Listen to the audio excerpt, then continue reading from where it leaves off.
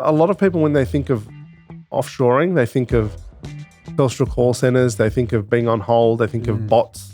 We really wanted to change that and humanize them. And a lot of our content is about our Philippines team. And there's a 5-part vlog series that really gets under the hood of that. So yeah, we really wanted to put that human element onto it. And I think that's one of the big things that's resonated. A lot of people that have used offshoring before have got really deep relationships with their offshore staff. Yeah. Today's guest is all about helping property businesses grow without blowing out their costs. Nick Georges is the Director of Growth at Wingman Group, one of Australia and New Zealand's fastest growing offshore providers, trusted by over 750 real estate agents, and recently ranked in Deloitte's Fast Tech Top 50 and AFR Fast Starters Top 100. Wingman helps real estate agencies and property service businesses scale sustainably by combining industry-trained remote professionals, smarter systems, and process improvement. They collect clients with degree-qualified, trained talent who integrate seamlessly into their teams, freeing up time, improving efficiency, and boosting the bottom line. The real-world experience inside high-performing real estate businesses, Nick knows what it takes to build a team that can handle growth. And today, we'll explore how these strategies can also apply to property investors who want to work smarter, not harder. Nick, welcome to the Invest Smarter, Grow Faster podcast. Thanks for having me, Julian. It's good to have you and meet you again. Haven't seen you in a little while. You've been busy running around the country when I see you on Instagram. I have, mate. Yeah, it's been a crazy 12 months of travel and events and speaking gigs and networking. So yeah, glad to be in Sydney now. Yeah, that's right.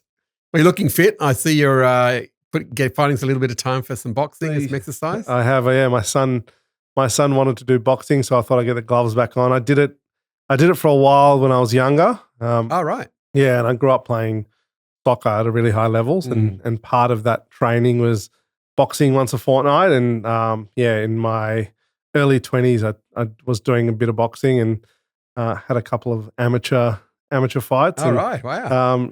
So my son wanted to do it, and yeah, we do it every Monday afternoon now. If anyone's become a teenager, he might take you on. Exactly. So no, that's it's always good to keep fit and do something with my little boy. Well, talking about your past and you as in your youth, it'd be good to. I always like to share and get to understand your story, and it'd be good to understand the Nick Georges story, and tell us a little bit about your background, upbringing, and a little bit of maybe education and your career to get you into the Wingman, which we'll talk more about. Yeah, the grew up on the lower north shore of Sydney. So mum and dad migrated over here from Lebanon, and is an odd story because when Dad came over, they didn't know each other at the time. Dad came over and his family went out west towards Marylands, but he got a job at Royal North Shore Hospital and thought, I'm not going to commute every day, so I'm going to rent a little apartment in Crow's Nest. So he came over and worked in North Shore Hospital and had an apartment in Crow's Nest and sort of just stationed himself there and met a friend of his in the hospital, became friends with the guy he used to work with, and that ended up being my uncle. So he's now brother-in-law. So he met mum through him, and just stayed on the lower North Shore. So yeah, grew up and went to school in Crow's Nest and went to Marist College, North Sydney, and so the North Shore was my life. Yeah. So so grew up on the North Shore and not very academic, but loved my sport. So played soccer quite a high level, played state league representative soccer, and that was actually the career path that I wanted to take. So I wanted to be a professional footballer, and wasn't good enough like most people. And at what age did you work that out? Because I guess your step would have been to probably go overseas. Was that the general back then? Was that the well, I was playing at quite a high level, representative level here, but got to about 18 and got injured, and then my dad sort of put his foot down and said, "Mate, you need to get a job. You can't ride this sport thing out forever." And he's a painter, house painter, and was doing a lot of work for local real estate agents, and said, "I'm going to put some feelers out," and got me a job at a little independent office in Chatswood. Yep. So that was my entry into real estate. It wasn't your choice or doing. No, it wasn't. And He just said, you got to get a job, son. he and I'll put his get you foot one. down. Yeah, he put his foot down and said, "You've got to get a job, and I've got you one." So I started off as a bit of an office gopher, and Yeah. it was a gentleman office, so very old school. And I was putting up signboards and letterbox drops for 12 months. Right. But I was really, really fortunate that first 12 months. I was in an office, and I was very curious. And a couple of those people in their office are now like big general managers and CEOs of brands now. Right. So I was very curious and Wow. got an understanding of commercial real estate and especially residential real estate and the ins and outs of that. And really just loved the whole human element to it. And that was the birth really of my real estate career. And They did that hard slog for a year and said, this is my career. This is what I want to do. It was something that I wanted to explore deeper. Okay. I finished up my time there just after a 12-month period and started a Rain and Horn office in North Sydney. And that was I got excited about real estate in that role. Okay. I was selling residential sales Hang on, you were now 19 or 20. 20 years old. God. And was a really high-paced, high-energy, young business, and had a lot of fun, worked really hard, and spent 6 years at that business. Owner of that business was very much a nurturing mentor type guy. Duncan was his name, Duncan Grady. He's still floating around the Lower North Shore now. Oh, yeah. And had some really hard conversations and some really good conversations, and helped me through a lot in my early sales career.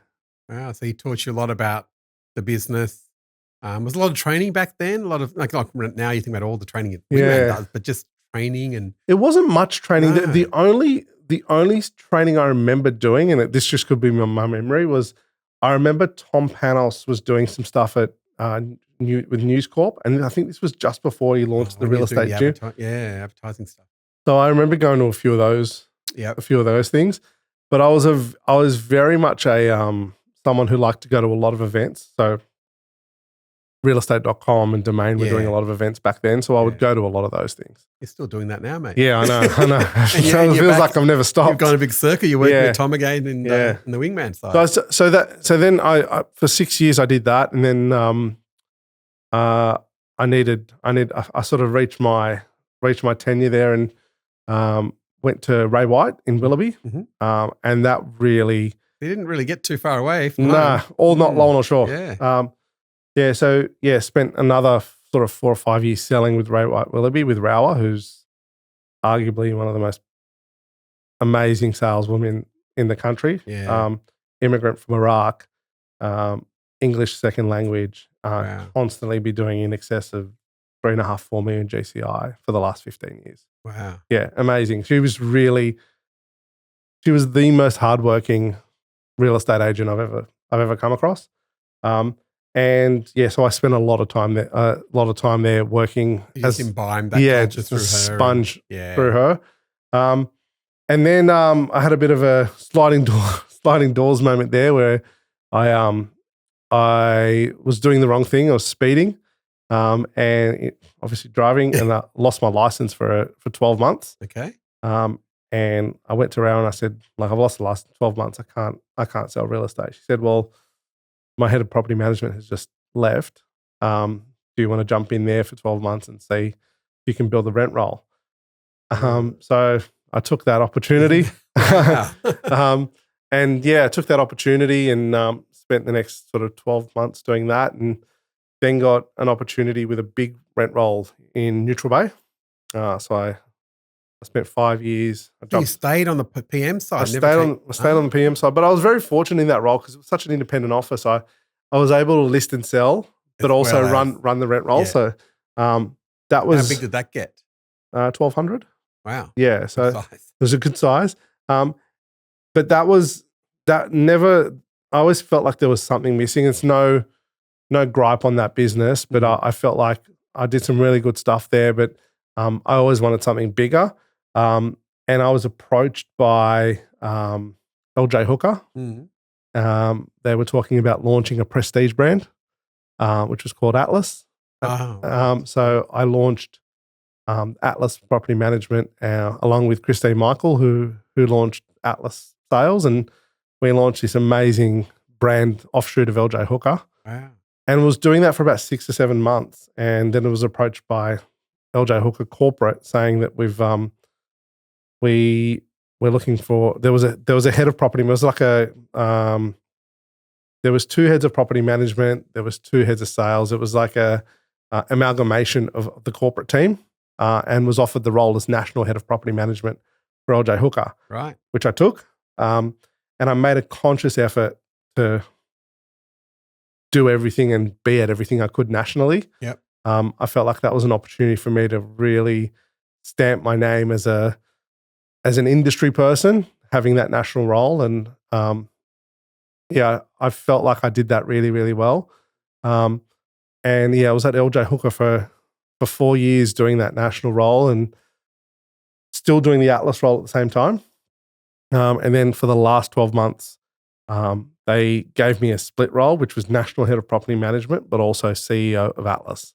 Right. So I was doing the group, Atlas Group, sales and so I was PM, the whole thing. So, and I really loved the Atlas brand, and a lot of the agents that were in there were friends and helped recruit. And, I was sort of torn.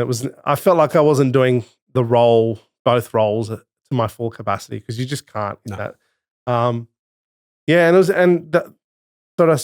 spent 6 years or just under 6 years at LJ Hooker Group as a whole, and it's amazing brand, amazing people, and great leaders there. Great leaders, and they just gave me national exposure, and the network is just amazing. There's some really good officers in that network, and we're all still really good friends. And it was really funny how this sort of leading into the Wingman journey. I know I've sort of gone around a little bit, but that's right. Let's go into Wingman. So I was in Brisbane doing an event for Atlas. Yep. Realestate.com invited me to a football game. Yep. I ended up sitting next to a young blonde-haired guy at the footy. Yep. And it was Jonathan Bell. Yep. He was telling me about this property management business that he's built from zero in his second bedroom to, I think at the time it was about 16 or 1700 managements. That sort of pricked my ears up. I said, mate, that's a big rent roll. Is he for real? Yeah. And he just had really great energy about him. And so we had a great night. He was telling me about his business. He knew who I was because of my LJ Hooker role. And the next day I was in an office and I just said, I met this guy last night. He's doing some really cool stuff in the offshoring space. And Wingman was very early doors. Like it was launched. So the offshoring had already started as well. Yeah, it started just before, but it wasn't really getting much traction. I said, I met this guy last night. He's doing some cool stuff in the offshoring space. You've got to speak to him. And as the weeks went on, I was just referring business to him because I was in the offices every day, and I genuinely believed what he was doing had some legs, because there was the biggest problem in every real estate office is recruitment and retention. Yep. And profitability. So, he rang me up 2 weeks later. He's like, mate, you keep sending me all these referrals. Like, what can I give you? Do you want a referral fee? What do you want? I was like, mate, just do the right thing. Do the best by them. I don't want anything. Just, they're good people. Just do the right thing. So I kept referring him, and then he come back to me a couple of days later, and he said to me, mate, I've got this idea. Why don't you come up to Brisbane, invite a couple of LJ Hooker officers up, and we'll do like a mini roadshow, and I'll show them how I've built Housemark, which is the PM business. So I said, yeah, all right, I'll make some calls and I'll see if I can get some businesses to come up. A few days later, I rang him up. I said, mate, I've got 10 businesses that want to come up. Because he said to me he'll take them all out for dinner and yada, yada, yada. I said, mate, I've got 10 businesses. You don't have to take them all out for dinner, but there's about 20, 25 people want to come up. He's like, sweet, bring them up. I'll take them all out to dinner. The long and the short of it is they all flew up a couple of weeks later. They did the roadshow. We took them out, or Johnny took them out to dinner. And then the next day they'd all signed for Wingman. He sort of came up to me the next day. He said, mate, this is ridiculous. You've got to come and work together. We've got to work together. We've got to do something. And like in life, I feel like there's few moments where everything just feels really, really right. Yeah. And at that time, at that point in life, I had 3 kids. My wife, obviously looking after the kids, she was working a couple of days a week, but everything just felt right. So I said to my wife, I'm really contemplating leaving and joining forces with this young 27-year-old guy Big who's got risk, this right? Going startup. from big corporate. Yeah, big, pushy, 6-figure salary, corporate. You can sort of work as hard as you want, really. And at that stage, you'd set your own scene, Yeah. right? And You were fully trusted. yeah, and I just really wanted to do it, and yeah, it first 3 months was really tough because I thought I'd just waltz into every major corporate and everyone that I knew, and just everyone would sign straight away. Correct. But first 3 months was tough, but there was like almost a penny drop moment where it was like maybe month 4, 5, or 6, somewhere in that pocket, where it was just flowing. And it sounds like it was a long time ago, but it hasn't even been 2 years. Wow, So really? Wingman's 2 years old. Yeah, We haven't even been 2 only years. been there a year, I think. Yeah. So So October 23. And yeah, now Wingman sits at 1,200 staff, working across 900 businesses across Australia and New Zealand, partnered with most major brands across Australia. It's been a crazy well done. ride. Amazing. Yeah. Still And lots to go, lots to come, right? I think the most rewarding part of it, there's 2 really rewarding parts. One is we get to work with businesses and really shift profitability and efficiency, because we're not, and we can dive into it, we're not just an offshoring business. Yeah. And the second part is the actual impact we're having on the 1,200 Philippine staff every single day, like building lives for them, putting their kids through schools, helping them buy their first houses, all of that kind of stuff. There's not too many better feelings. And when Johnny first offered to join forces, he actually said, I want you to come to the Philippines and see what we're doing. And at the time, there was 20 staff, something like that, really small. And it really just changed my whole thought process around offshoring and actually getting under the hood and understanding these actually are really educated, amazing human beings who will break their back for. They really care, right? Oh, they really care. I've got a few, and yeah. It's so rewarding, and the highlight of my year is going there now every year for our conference. Yep. And actually seeing them and them coming up, because I'm obviously on all over socials, and they see me on all of the collateral, and they come up to me and say, "Oh, Nick, we're working for so and so," and it's such a beautiful feeling to be able to give back to people, and not only that, help businesses grow in the process. Two-sided coin, right? It's a win-win. Really, I can just see you talking to me now. Maybe those who can't see on camera, but you're getting emotional, and you really, it really means a lot to you. It does mean it's really nice, and which is why I remember vividly the first time I went over there, and like I said, it was just Johnny, myself, Jonathan Roster, and the other partner. Yep. And I was sitting at the airport with Johnny, and I said to him, "I'm in. We'll do it. But next year, I want Australian businesses to come and see what I've just seen, not just seen what I felt." And we were very fortunate last year. We had 25 businesses come over with us to the Philippines. And it was so beautiful seeing them meet their teams and interact. A lot of work, though, to build that event. I mean, I've seen the event video and things. Yeah. Well, we're off again in 4 weeks. We'll have about 50 odd Australians coming over, and about 700 of our staff. So it'll be yeah. So that's we're really looking forward to it. It's like I said, it's the highlight. Maybe I'll get there next year. I've just come back from Europe. I've been there for a while. It's an amazing feeling, and every single Australian business that came with us last year, the way that they interact with their offshore team is it's beautiful. Well, so I mean, obviously having that exposure to 900, I think you said now, real estate partners. What do you now we're talking about business and operational of their business. You said you've helped their profitability, you've helped them scale. Yep. What are the operational bottlenecks that you've seen that you've been able to assist them through the Wingman, one part being the outsourcing solution? The biggest thing that I see that's an issue in real estate sector and real estate offices is process. Yeah. There is not enough process and structure in real estate businesses across the country. It's always been a heavy paper-based business. Yes. And so it's just like, it's always done this way. We're not going to change it. Is that the kind of attitude? Yeah, but it's not just that. It's there's so much prop tech at the moment in the sector that every time we go into a business and we say, like, what is your tech stack? Like, really simple question. I think the average number of subscriptions per real estate office is something in the mid-20s, right? So, which is crazy. Yeah. But if you look at the tech stack and you actually map it out, a lot of them are like Band-Aid solutions. Yes. So it's like, oh, why have you got that one? Because that prop tech actually does it. And real estate business, they can send SMSs for you. We don't need that CRM as well. Like, why have you got that one? That one does it as well. So really doing an audit of your tech stack. And Wingman's now partnered with every major prop tech in Australia almost. So you go into these offices, lift the boot. Well, that's been the evolution of Wingman. So initially when we started, it was how can we get remote professionals into your business? Yeah. But now it's very, very methodical. Yeah. So we speak to the business owner.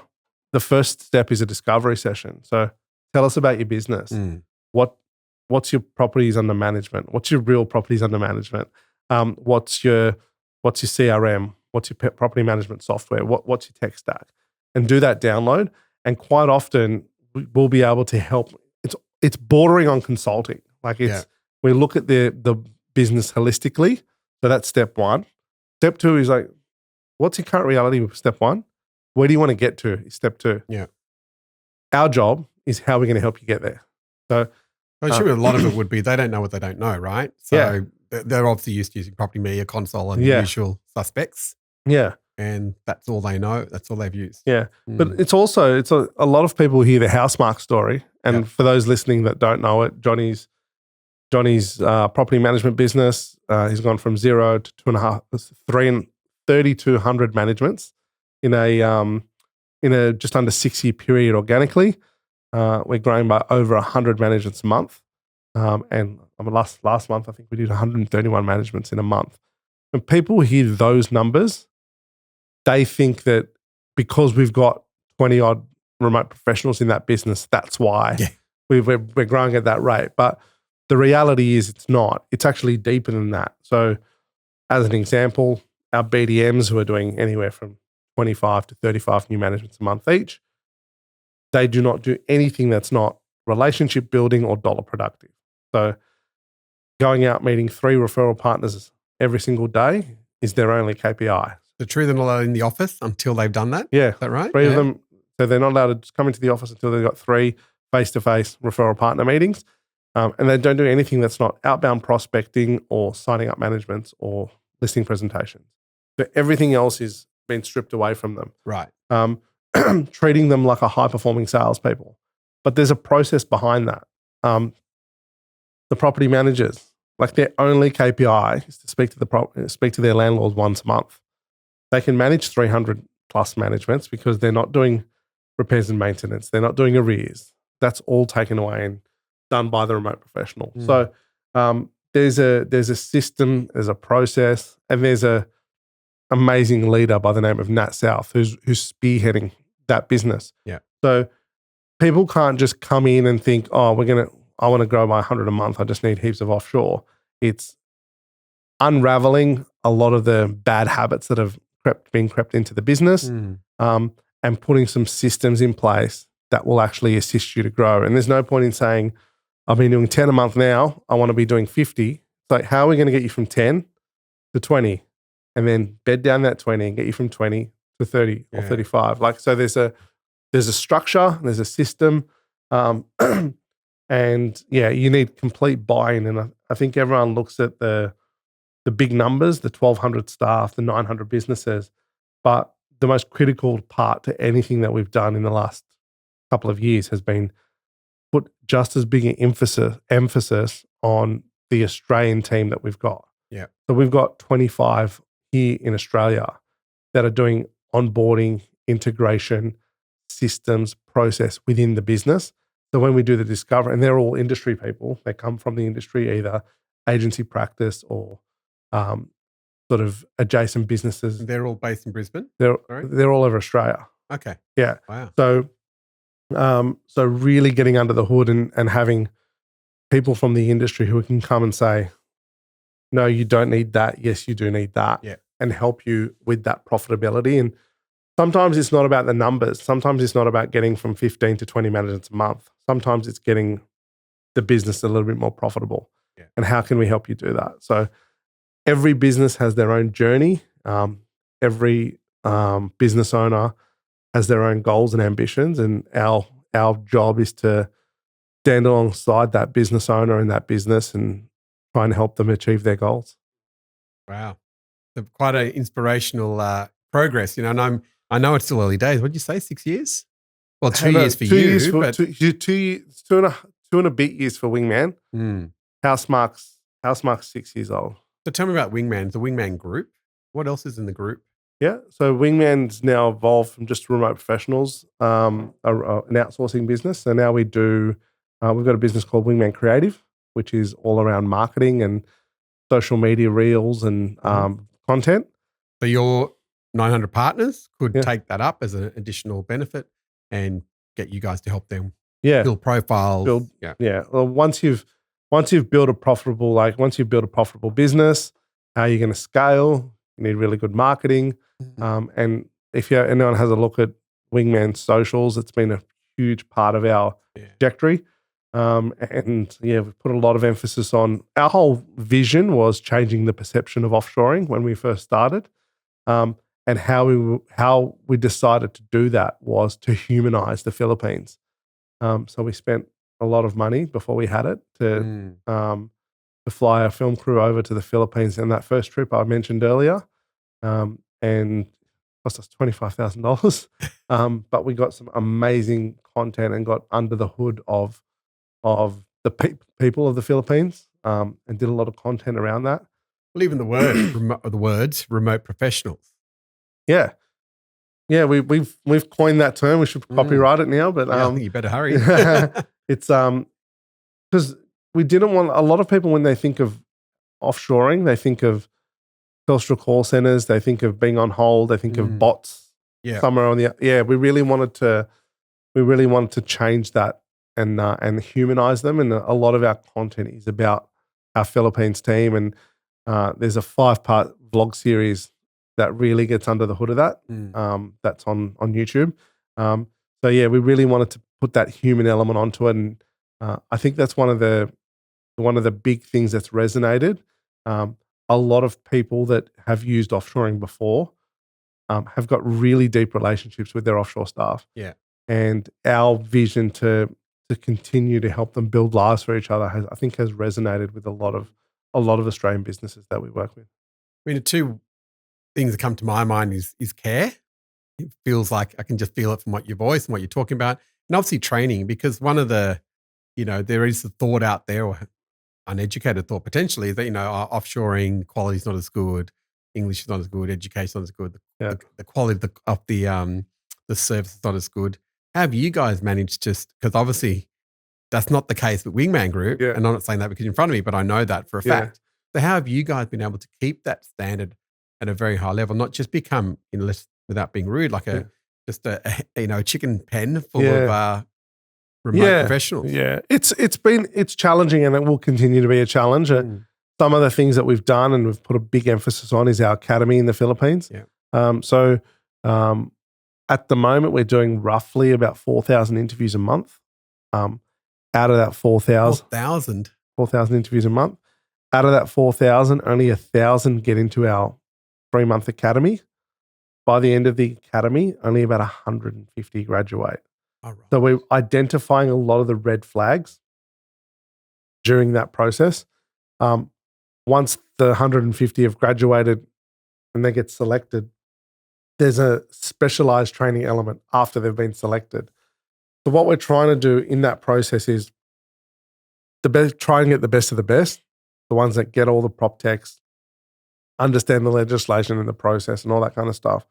But ultimately, identify the red flags before they start. Yeah. But like any business and like any form of recruitment, there's always someone that interviews really well, their resume's on point, they say all the right things, and then they start, and then you're like, what have I done What here? happened here? What Yeah. have I happened? So, I mean, with those kinds of numbers that I mentioned, there's always some that slip through the cracks. Huge. Yeah. But that's why we've put such a big emphasis on the Australian team, where if there is one of our clients that is having a problem, they can pick up the phone, ring their customer success manager or their integration specialist and say, this remote professional's not working out, and we can jump on it straight away. So there is a human element to it. There is a as brutal as it sounds, like if we need to pull one of the remote professionals out and replace them, we will do that, because ultimately we want to make sure that any of the clients that come on are getting the efficiencies as soon as possible. Well, I mean, obviously that gives you confidence with the growth factors and those numbers that you're talking about. You've gone from 750 to 900 very quickly. Yeah. The last time I checked. Yeah. You need to, that training academy would be crucial for you guys to bring people on quickly. Yeah. I'm assuming most people, once they sign up, when do we start? Yeah. So from signing to when the remote professional actually starts in the business, there's still a 4 to 6 week time frame. So it's not a week or two. There is a process. The reason why is because we will rarely now take on a client unless they take a support package. And that support package is for the Australian team members to actually buy in and to utilize the remote professional to their full capacity. Because quite often there'll be an agent or an agency owner of an agency come to us and say, oh, we just need a remote professional to flick some stuff to, any of the overflow work. Yeah. And that may work for a very short period of time. But if you're doing that, there is no structure. Yeah. They're going to make a mistake. And that's when we get those calls saying, so-and-so's made a mistake. She's not working, or he's he's not working. They're not working. What are they doing? So our job is in the discovery session is to build out, and every single client is bespoke. So it's all a customized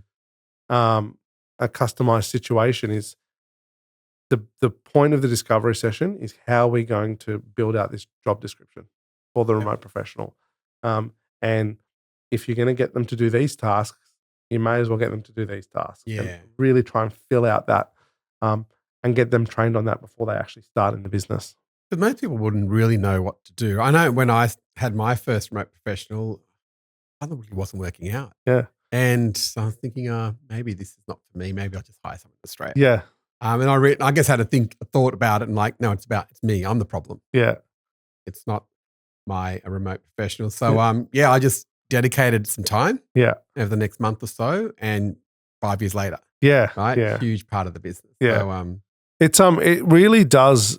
There's always going to be teething problems, whether you go offshoring or here in Australia. It's the same. Yeah. So yeah, it kind of it's a frustrating thing when you speak to business owners and they say, oh, I'm just gonna go onshore. I want someone standing next to me. Yes. Like I feel like as a society we've surpassed that. Like we all saw during COVID that like business still can move forward without everyone being in the same office. And that's not to say I'm against having that office environment, because I'm a big believer in it as well. But I think there are certain things in business that can be done remotely by remote professionals, arguably better than onshore team members. And if we're really digging into it, like, are we running a profitable business? Asking ourselves the question, like, are we running a profitable business? And is there a better way of doing things? And quite often, or in most occasions, there is. It's just that owner of that business or the decision maker actually getting to that decision themselves. Yeah. It's very hard for me to go into a business and say, like, this is simple. You should just outsource this. You get some tech to do that. But you almost need to lead them to that place and allow them to make that decision voluntarily. So it's always a challenge. The big thing that we've got in our favor is we do have the fastest growing property management business in the country. So there is some sort of clout there in regards to what we're building with Housemark. Yeah. Search Party Property, nominated by REB as Australia's best buyers agency and buyer's agent for 2025. Looking for your dream family home, a prime commercial property, or a smart investment? We've got you covered. Unlike others, we don't rely on selling agents or property managers. We have boots on the ground in key investment cities across Australia. Powered by data-driven insights, we give you the edge to secure the best deals. Ready to invest smarter and grow faster? Contact Search Party Property today for a complimentary discovery call. Talk about building a business, future-proofing a business and growth. Now, obviously, AI is well and truly within our midst, and we're all using it for different reasons, different success, and it'll only get better and better and better, right? And obviously, it hasn't got access to all information. It's only the information that we can feed it and create our own AI machines for our own businesses, potentially by feeding it with our information. How's Wingman looking at it as a business? Because one of the theories out there is, well, you need a rope in years to come. Yeah. Well, you need a remote professional when I can just use AI to do X, Y, Z task. I get asked that question a lot about AI, and my whole take on it is, and you sort of touched on it before, we're all using AI at the moment, right? But AI is not about who can use it the best. AI is about who can prompt it the best. Correct. And we're already very much down the line with training our remote professionals on how to prompt AI. Yeah. I always throw this scenario, and it's already happening now because we're doing it internally. A remote professional utilizing AI well will write a better contract than a lawyer of 30 years. So I think using that from a legal perspective, a remote professional prompting AI well will write a better contract than a lawyer who's been doing it for 30 years. So that scenario, I think, is probably, that scenario is, I think, where it's heading. That's your next level of education. It's almost mini prompt engineers coming out. I think that where the future of AI, offshoring, and business in Australia is going, I think AI and offshoring are going to allow Australian businesses to work at a higher level and at more capacity. What that looks like, we're still trying to navigate. But if you were to ask me to get my crystal ball out, I see a future where property managers are potentially managing 500, 600, 700 managements with offshoring and AI underpinning it. Mm-hmm. And I'm already seeing it in a couple of very forward-thinking businesses around Australia that are going down that path. But on the flip side to that, if I'm playing devil's advocate, out of all the sectors, I think the real estate sector is one of the slowest moving sectors. I also don't think that we will ever lose the human element to the real estate transaction. About to say, big part, isn't it? Yeah. Because, we've seen a lot of prop tech come and go, and I know you're heavily involved in a lot of those companies and we've seen them come and go because they lost the human element. Yeah. And we've seen a few, I won't mention names, that have come in around and try to disturb the property management sector by basically cutting costs. So they went cheap. Yep. But what they also do is they reduce service. There's no service. Yeah. And the businesses collapsed after investing millions and millions and millions of dollars. Yeah, I think there's, as I touched on earlier, I think there's always going to be a place for the negotiation, the open for inspection, the actual, the interaction with the client. But I think the Australian team members will have a lot more capacity. Yeah. And I also think that the skill set of that Australian, whether it be a property manager or a salesperson, is going to need to be to another level as well. The biggest problem we've got in the industry is we can't find good property managers. We can't find good salespeople. Like, where is the next generation coming in? And a lot of the things that we're seeing at the moment is gone are the days where you're going to need to be a property manager, like someone who's really good in customer service can actually manage a portfolio. Yeah, and we're still, because AI can't go and do an inspection until robotics really kick in, but that might be a while away. But like, to that point though, like some of the stuff that is out there at the moment with inspection software it's amazing. is amazing. So 360 cameras. 360 cameras that are writing description now. Like it's very, very cool. Yeah. But I'm saying, I guess that's where the human element is still going to be there. Correct. Take that camera to the inspection, and also, communicate with the landlord. Yeah, absolutely. Communicate with, and the tenant is just as important. Yeah. As well, right. Correct. Issues and everything else. And correct. And I think as legislation changes, you're right. Technology and our industry does tend to move quite slowly. And we're seeing it in our space where the buyer's agent sector has now boomed since COVID, and when a lot of people joined and did a quick course and became buyer's agents. But that's taken a long time. You think in America, 80% of transactions done through that buyer's agent and selling agent. Yeah, I know it's a different model. They share the commissions that used to be 6%. But now we're seeing, well, there is a demarcation.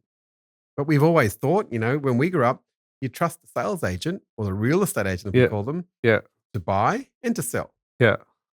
Really? Yeah. They make their money, their commissions based on selling at the highest price. They work exclusively for the seller. There's no contract with the buyer. Yeah, exactly. They're exclusive for the seller. Yet we've always thought, and people still think, majority of people, because buyer's industry is still very small, of transactions are bought with mum and dad or home buyer buying directly from a real estate agent. The one thing though that I will say about the buyer's space is the buyers now have access to so much more information than they did 10, 15, 20 years ago. So a lot of the time when they're going into a negotiation, they've got a lot more chips. Yeah, that's true. Understand Valuations and all that. Yeah. Which I think is actually allowing the better agents continue to get better. Yeah. And that's one thing I have noticed is the really good agents will get better. They obviously the negotiation skills and all that kind of thing. And obviously the buyers now going in with a lot more understanding of the property, the comparables, not just relying on an A4 piece of paper with 3 comparables when they walk into the open home. Yeah. No, it is changing, and it's changing for the better for everyone, right? Everyone's getting a better deal. Yeah. So talking about the agents, you just mentioned you're seeing a gap appearing, I guess. Yeah. That's what you're saying. Yeah. So the top ones are growing even further. What are they doing differently? Maybe 1 or 2 things that you're seeing what makes them shine? I think they're embracing the change that's happening at the moment. I think the biggest thing for those agents that are continuing to get better is 2 things. One, they always focus on the relationship, always about the relationship with the buyer, the relationship with the seller, the relationship with the community. So that's one. And the second thing is that they are playing the long game. They're always playing the long game. So it's not about just doing the deal now. So if you were to ask me what the best agents are doing, I think they're doubling down on those 2 things. Constantly getting better, engagement with their community and the building of the relationship, and also playing the long game. Yeah. Funny you say that. We've been in our house for 20 years, and the agent still rings me every year. Yeah. Every year. Like, there's no way one day when we decide to downsize ever, I'm not calling that guy. Yeah. Right? Like, it's just exactly. I mean, what's he got? Why do you want to be calling me now? We have a lot in common now. We talk a lot about property and things, but in the early days, but he just keeps ringing. Yeah. He's ringing, having a chat. It's like he's got no end in the day when we're ready. There's only one number that we could even think of to go to. Right? Yeah. It's 20, I think it's 23 points of contact before someone will remember you. So that could be an EDM, a phone call, a text message. So that constant communication. And also when you probably pick up the phone, when he calls you, you probably get the thought that, I'm the only person that he's calling today. Like, and he actually listens, and obviously he's probably got a call list of 30 people that he's calling, but he's taking the time to understand where you're at, what your plans are. He knows my wife's name. He knows the kids' ages. He's obviously got a good little system that he's got everything written down. Yeah. His number's in my phone. So exactly. He's cold calling. Well, that's a start. I answer it because I know him. So, exactly. Interesting. No, you're right. So so true even in our industry about the long-term players, the people who aren't. I mean, we've seen a lot of industry players make a lot of money very Yes. Yeah. driving nice cars and the whole thing. Yeah. But I feel the ones who have still doing well, but taking their time to do that and really focusing on the client and the customer journey Yes. are the ones who will succeed long term. Because what a lot of, particularly the younger generation coming through, I can say that being I feel Yeah. older generation in our Yeah. industry, is that they haven't seen a downturn. Yeah. They've all joined, majority, 90% have joined post-COVID, and we've only seen up. Yeah. And the buyers industry has just blown out of the water. But we're going to have a downturn. Yeah. It's just common. You've been in the industry for Yeah. such a long time. We've all seen it. I've had properties in Sydney haven't grown for 7 years. Yeah. No one's seen that before. Yeah. The biggest problem though I find with these really high performing sales agents is they're out doing their thing and building out teams EBUs, so teams within them. Okay. And what I'm seeing far too often is the young guys and girls that are coming in underneath these agents see these agents driving nice cars and writing millions of dollars in GCI and think to themselves, oh, I can do this, and go out on their own way too early. Where the best agents, the best associates are the ones that actually stay with that agent, especially if they're a high performing agent, a little bit longer than they should, right? And then go out on their own afterwards. And in some examples, I've seen associate agents who just say, no, I'm staying with these agent as they're a standalone agent within the EBU, but and making significantly more GCI than someone going out on their own. And is that because of the support mechanism? Is it the influence? Is it the good habits? Is it, the 6 people we spend the most time with influences them as a professional? I think the answer to that question is it's always easier to do things in teams. And if you're part of a team environment, it's always better than going out on your own. Yeah. It's something that we've taken into Wingman. It's like a lot of the reason why people don't do that is because the person doesn't feel like they've got autonomy to do what they need to do. And one of the things that we've done at Wingman, and we've got not only an amazing growth team, but even our operational team, and Jonathan Roshran, who's our CEO, allows the team to do what they need to do to get their job done. Yep. We always live by Richard Branson's saying is have a crystal clear vision, which Johnny's done really well. Find the best people in the world to execute, and get out of their way.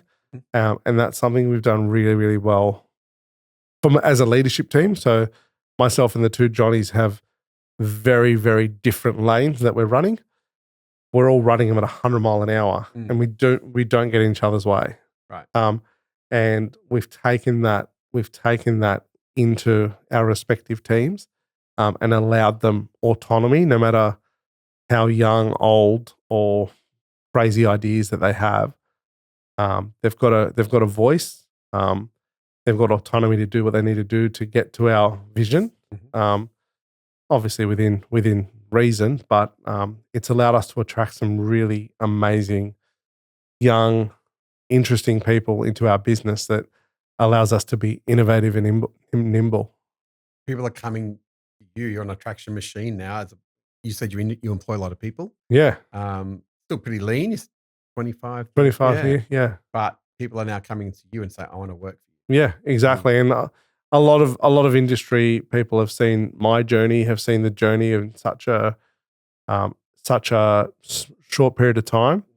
But with all the fancy Instagram stories and amazing agents and industry people that we work with, there's also a lot of hard work, a lot of work behind the scenes that happens. And going back to the whole team thing, that's why I absolutely love what I'm doing at the moment, because I know that if I've had a day, I can pick up the phone to probably any one of those 25 people I've got here in Australia and have that conversation. And obviously that's my 2 business partners, the 2 Jonos. They're just like, we speak most mornings between sort of 5:30 and 6 o'clock. And it sort of just sets the day up. And everyone's like jumping out of their skin. By the time it's 7:30, 8 o'clock, you've made 5 or 6 phone calls and everyone's jumping out of their skin for everyone to get to work. I had a call with one of your team at 7 o'clock this morning. So I know, and on Monday morning. Yeah. So yes, I know they like to start early. It's an early start. And sometimes I have to tell them, like, not everyone's an early riser like us guys. But yeah, my wife always sometimes she wakes up early and she's like, who's messaging at this time? There's messages flying around very, very early in the morning. That's great. It's a good, I mean, you obviously imbibe that culture and you buy in. Yeah. You have to be careful now what we do with our staff with all the laws around, do not disturb and right to disconnect and all these types of things. Yeah. And it's not something that we ask anyone to do. It naturally happens. And it's a great energy. It's a really good energy. So yeah. What's coming up? Any that you can release or talk about? What's I mean, obviously you've talked a lot about remote professionals and your design and marketing businesses, conferences. We've seen your huge event you had earlier this year. Yeah. Your first one, which is a sellout, which is pretty rare. Yeah. That was a real I was very, very humbled by that event. It was an event that I always wanted to do as someone in the industry, and I always wanted to put on an industry. I'd go to a lot of industry events and I think this is good, but I feel like I could do something better. Yeah. And I remember I was sitting at dinner in Leichhardt with Tom Panos and Johnny, and we were talking about doing an event. And the next day I said, Johnny, we're doing the event. I said, the only reason I won't do it is if I don't get John McGrath. So I rang John McGrath that day. We got John McGrath over the line. Hang on, you had a date already set? No. So I said, Johnny, I'm going to do it, but I'm not going to do it unless I get John McGrath to keynote the event. Yes. So John McGrath agreed to it. The only date he could do was that date. Oh, he gave you the date. He gave me the date. So Johnny, we're doing the event on, I think it was the 6th of March. 6th of May, 6th of March. And I said, we're doing it on the 6th of March. This was December. And he's like, all right, do it. So we booked John McGrath, and then 3 or 4 days later, we had the whole to get that big venue. We had the whole lineup. We had the whole lineup within 4 or 5 days. And then it was just about getting people there. And the team were amazing. We did some really cool marketing around it. And we had 523 people sold out. Amazing content. It was very much a pinch me type moment, having not only that lineup of speakers, which was all the major CEOs and just an amazing lineup, but having people from all over Australia and New Zealand flying in for it, which was really cool. And then getting a call from John McGrath the next day saying, that was amazing. I need your help. I need you to get Clayton Origo, who was one of our speakers. Yes. I want him at ARIC. What can you do? And we helped facilitate Clayton Origo coming over to ARIC this year, which is also another special moment. Like, Clayton's been a client of ours since over 12 months ago now. He's our only client in New York, and he's the number one agent in New York. Great guy, phenomenal agent. And he flew over for ARIC and did a keynote at ARIC, and we got to spend some time with him. And it was just a really pinch me moment type thing when we can put that together, that lineup of speakers. And annual now, or what's that? It looks like you. It was a lot of work involved. You have an events team that'll do it for you, right? Yeah. Our laser focus right now is the Philippines trip. So the team trip in the Philippines, which is 14th to the 19th of September. We'll have over 800 people at that in the Philippines. So the logistical nightmare. So we need to get through that, and I think we'll reevaluate later in the year. And I want to do it because it was everyone that attended was. Well, you got 560 people who are going to show up next year. And if you go bigger, everything, you'll fill it. Like everything we do, we want to get bigger and bigger and bigger. So if I do it, there'll be minimum 1,000 people. Yeah, sure. Yeah. And anything else? Anything new for 26? Just continuing to find Double down. to fine tune our service offering that we're doing at the moment. Continue to add value to every business and agent that we speak to, and constantly just try and help an industry be more profitable, be more efficient, have some fun along the way. That's the only way. You've got to love what you're doing. Yeah, right? exactly. As we got a lot of property investors listening in, any advice for a property investor heading into the next 12 months? What do you, you talk to a lot of agents, so you know the pulse on the ground of what's coming. Yeah. What do you see around property? Not so much where to buy, just I've always been like a good Lebanese boy. It's always been buy and hold. Yes. I think there's never a right time to buy. It's always when you're ready to buy. Yep. True. And if you hang on to it long enough, you can't go wrong. We often say the key link is actually taking action. Yeah. Because the amount of people that we talk to, and sometimes they come on like, I think I signed someone recently. It was a year. When you go back to CRM, like, how long have we been talking to Nick for? And it's like, shit, he signed up. It's been a year. Yeah. And it's just didn't want to take action. And you don't want to say you probably lost $60,000 in that year because the market's climbed, blah, blah, blah, wherever we're going to buy. Let's say Perth market, as you know, went through the roof. Right? Yeah. And that 22, 23, where we were making 20 to 30%. Yeah.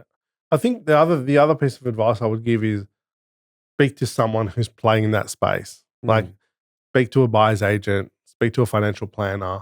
A lot of the time people just think that I'm just going to buy an investment property, but there's no real thought that goes in behind it.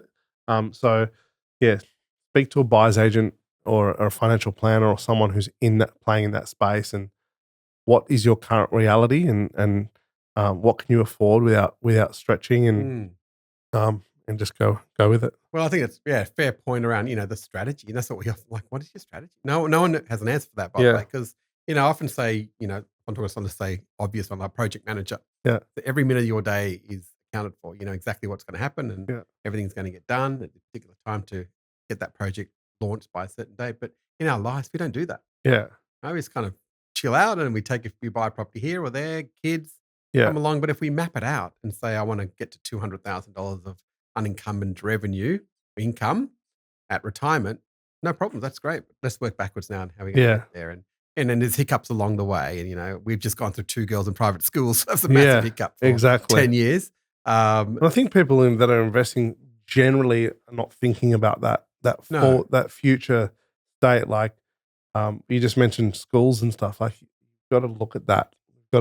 If you're looking at making an investment into property, what does your life look like outside of property? And you're right about the timings, right? So I always say time in the market is much better than timing the market, because none of us got crystal ball. Yeah. And when you're ready, so you can get access to money. I mean, if you bought pre the Royal Commission when there was no real income test, you could have bought how many you wanted. Yeah. A lot of people did, but today you can't do that same strategy because they're examining us on our serviceability. Yeah. So, different times, and it might change again down the track. Who knows? The bank are able to be rogues again. Yeah, exactly. Lend money to everyone. Exactly. Yeah. Mate, well, it's been a pleasure to have you on. Always good to see you. Thank you. Exciting to hear everything going on at Wingman. It continues to grow and grow. Thanks for having me. And it's been a pleasure. Great, mate. Well, all the best at your trip to the Philippines. Look forward to seeing the video. Appreciate it. I'll see you there next year. We will. All right, mate. Thanks, Nick. See ya. If you enjoyed the show, it'd mean a lot if you could take a moment to rate and review it on your favorite podcast platform. It really helps us reach more listeners like you. And don't forget to hit subscribe so you never miss an episode. The Invest Smarter, Grow Faster podcast provides general information and commentary about property, finance, and investing. It does not constitute financial, legal, tax, or investment advice tailored to your personal circumstances. Before making any financial decisions, you should seek professional advice from a qualified advisor. While we aim for accuracy and quality, we cannot guarantee all information is complete, up to date, or free from errors. Past performance is not a reliable indicator of future results. Thanks again, and I'll catch you next time.